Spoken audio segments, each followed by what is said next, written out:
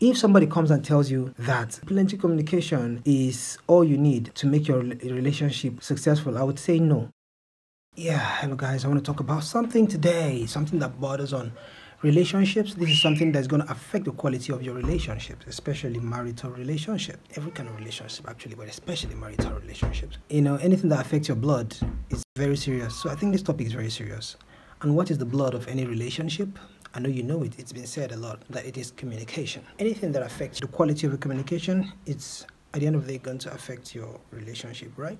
That said, what am I talking about? I'm talking about how to ensure that your communication is not abused. Yeah, so communication is very good and important, but it has to be limited. If you have subscribed for, let's say, 10 kVA of electricity, you don't get to use it all at once. You use it according to the requirement of your electronics. That's why you need transformers to be able to step down the electricity that goes into your gadgets. The voltage that comes from the distribution or the power supply, station is in the 11 kilovolts range up to 33 kilovolts. If that voltage were to enter your house will get burnt. People will get electrocuted because that's high tension. That's why you need a transformer for your estate or your community to step it down to 220 volts. And even when it gets into your house, you need adapters to power your laptop, for example.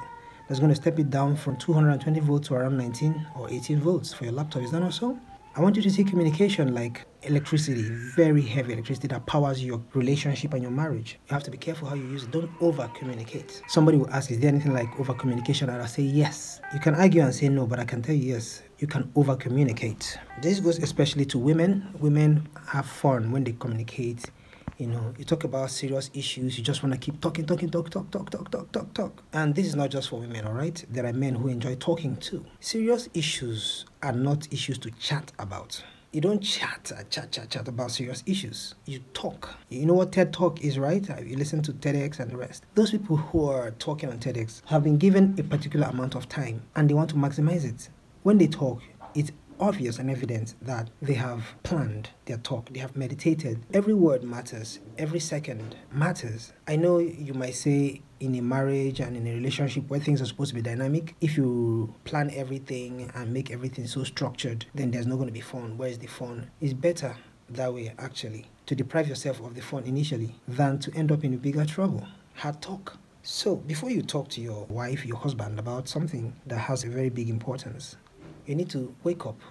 This is just an example. You can wake up in the middle of the night or early in the morning, meditate about it. If possible, grab your phone or a pen and paper and write down your highlights. If you have 100 things to say, you can condense it into the most important 20. If you have 10 things to say, you can condense it to the most important 2 so that you don't overwhelm the person you're trying to communicate to make it easy to be passed across, so that it won't be that, okay, somebody is just trying to navigate his or her daily life and then you just come up with your own issue and then you take it all the time in the world. So don't just assume that because something is important to you, it simply means that the world has to stop to listen to you. Just assume that you don't have enough time to express what you got to express. That's one. And also make it very effective. How do I say it? Okay, choose your words carefully. Your spouse is deserving of your magic words. Your spouse is even more deserving than your boss, than your pastor, of your composure, of your kind words, of your composed words. They are just as deserving, if not more, of your intentional words, of your polite words, of your graceful words. Yes. So pick those words and then direct it to your husband or your wife, because it's going to pay you more. These are the people you live with. You don't live with your pastor and your boss. So all those nice words you give them in the office, please bring them home. My talk is going to hinge on this passage of the Bible, which is Proverbs chapter 10, verse 19. I know you know it. The King James Version says, "In the multitude of words there wanteth no sin, but he that refraineth his lips is wise." NIV. Sin is not ended by multiplying words, but the prudent hold their tongues. This is ESV, English Standard Version. When words are many, transgression is not lacking, but whoever restrains his lips is prudent. NLT, too much talk leads to sin. Be sensible and keep your mouth shut. We have CSB, when there are many words, sin is unavoidable, but the one who controls his lips is prudent. The Message Bible, the more talk, the less truth. Oh my God, did you hear that? The wise measure their words. All these versions have gone ahead to reiterate the things I've said. A word is enough for the wise. Measure. put a meter, use a transformer, transform your words before you speak, all right? Am I saying that people should not express themselves? Please express yourselves, but please be intentional. It's not everything you feel you have to express. Am I saying you should bottle yourself? No and yes at the same time. By no, I mean say it, but don't let it take up the whole day. Don't use all the words that come. Don't speak according to how you feel. Apply some latency before you speak. I've said this before. When you apply latency to anything, that thing is processed better. Let me use computing. In computing, there's something called latency, especially if you're an audio person. When you put a signal into your computer, the computer is expected to process it and then give you an output signal. Let me use an audio signal, for example, or let's say a MIDI signal. You use your MIDI keyboard. This is what we call a MIDI keyboard, all right? Yeah, we use it in the studio.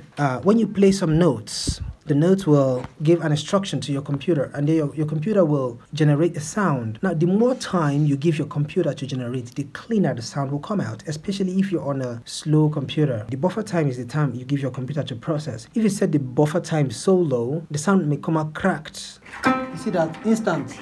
As I'm pressing it, you're hearing the sound. But can you hear some cracks? Listen to it as crack. Oh no, that's not nice. Why? Because the computer is trying to be very fast, not using enough time to process my sound. The computer will need to generate that sound. Every digital instrument requires some little time to process. So the more time you give your computer to process, the cleaner the sound will come out. Can you see that? It's very late. But what it gives us is quality. Listen.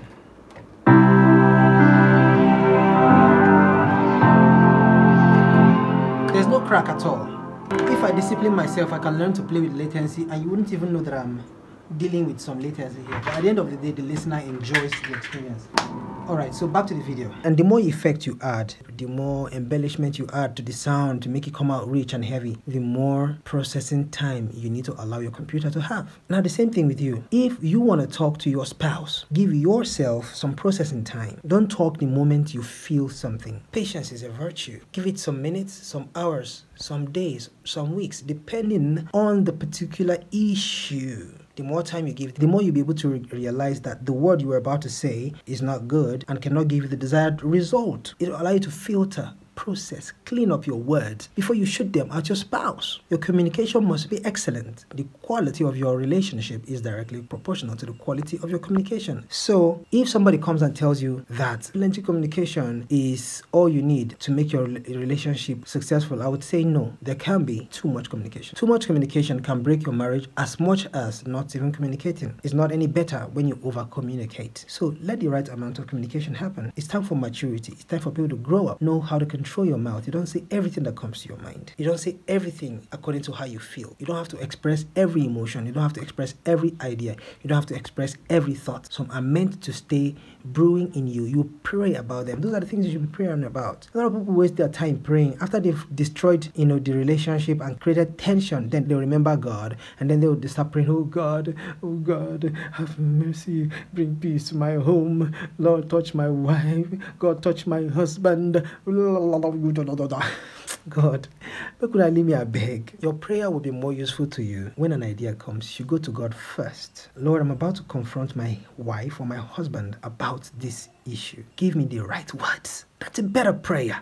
These virtues are getting missing in society. People are less prayerful about the things that matter. You don't pray reactive prayer after you've spoiled things. Be proactive in your prayer. Do you know that most times your prayer changes you more than it changes God? You can't change God. God has already said everything He has given you. He has given you a good relationship, but it is you that needs to be right. So most times when you pray for God to make you right, to make your words right, to just make you right. Let your prayer change you. Let me say this. This is how you know if you're praying right, when you are being changed. After praying, if you don't feel a nudge to make you better, if you don't feel energy entering you to be a better person, to be a person with more of the fruit of the Spirit, more patience, more gentleness, more meekness, more forgiveness, more all of that, I'm aware that there's certain situations where you don't have enough time to process things. When things are happening very fast and things are unfolding and you need to attack them immediately, spontaneity is called for. In that situation, you need to be able to prepare the mind of the person receiving your spontaneous communication. For example, if you know that this is going to be a heavy talk, you can say something like, bear with me. I don't know if I'm going to use the right words to say this. Just prepare the person's mind, all right? And tell them that if you're unable to put your communication in the best of ways, that should please just forgive you and understand. That way, the person kind of lets down their guard and they're able to receive your communication without much offense or judgment. Are you getting it? Yeah, so we need to be careful. We need to be humble. Our spouses are deserving of our carefulness. Don't think that because you are familiar with somebody, then you don't have to be careful when speaking to the person. No, that's a very big mistake. The Spirit of God teaches us that. We need to be soft-worded. I